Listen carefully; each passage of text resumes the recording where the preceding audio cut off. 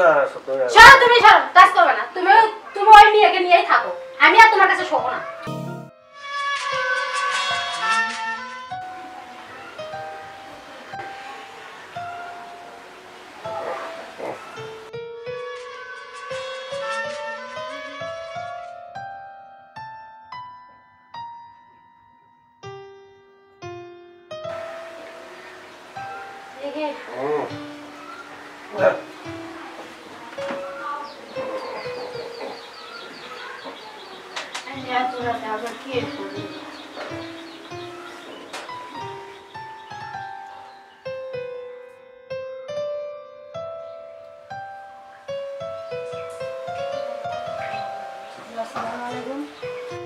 হ্যাঁ কে বলছেন নাম কি আপনার আমি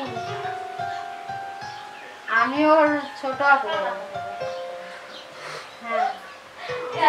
না বলেন দেখি কি সমস্যা বলেন আরে না ওই জানতে পারবেন আপনাদের কি মানে সম্পর্কটা কি ফ্রেন্ড নাকি রিলেশন করে নাকি শুনতে পারি আরে না ও জানতে পারবে না আচ্ছা ওই ঘুমাচ্ছে তো আচ্ছা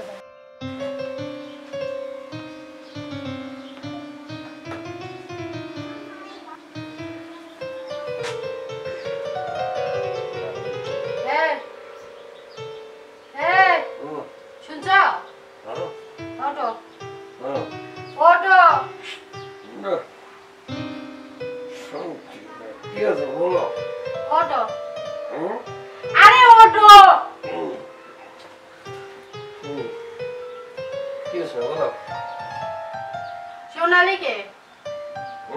সোনালি কে সোনালি আমতলি সোনালি কে সোনালি চোখ ঘষেন রাখো আমতলি সোনালি কে সোনালি কে চেনো না কে কোন সোনালি ওই যে আরে তোমার ফোনে ফোন দিছিল সোনালি ফোনে ফোন দিছিল হয় ও আচ্ছা দেখি কে সে সোনালি দেখি ভরং করতেছে মনে হয় চেনেই না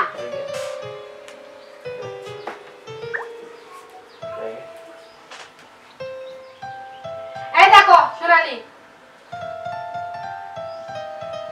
ও আচ্ছা শোনো ওই যে পরশু দিনে আমতলি রেস্টুরেন্টে তোমার চা খাওয়ার সময় পরিচয় আছে বুঝছো তো মেয়েটা বললো যে ভাইয়া আপনার বাসা কোথায় তাই বললাম যে আমার বাসা হলে দাঁড়িয়ে যাবো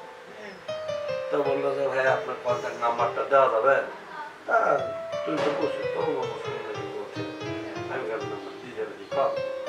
তা না ভাই তাই আমি বললাম যে না পা আমার বাসায় আমার আছে নাম্বারটা করতে পারা এই আর কি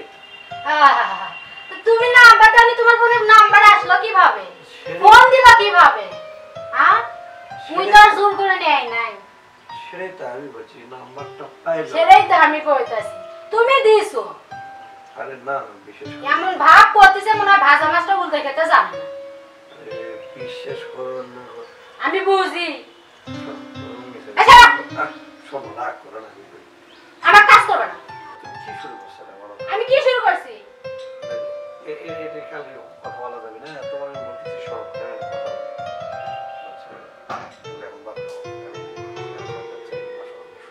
আচ্ছা তুমি আমার কাজ করবে না সরো সরো তুমি আমার কাজ করবে না আরে না সরো তুমি সরো কাজ করবে না তুমি তুমি ওই মেয়েকে নিয়েই থাকো আমি আর তোমার কাছে শোবো না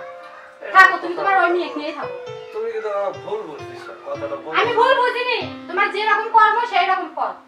এই কথা না থাকো দাদা হাই গাইস যেটা হচ্ছে কি যে অনেকের অনেক সময় আমরা পুরুষ বা নারী আমরা অনেক জায়গায় ঘুরি ফিরি অনেকের সাথে পরিচয় হই তা সেখানে একজন ফ্রেন্ড হতে পারে বন্ধু হতে পারে অথবা বোন হতে পারে বিশেষ সমস্যা কোনটা জানেন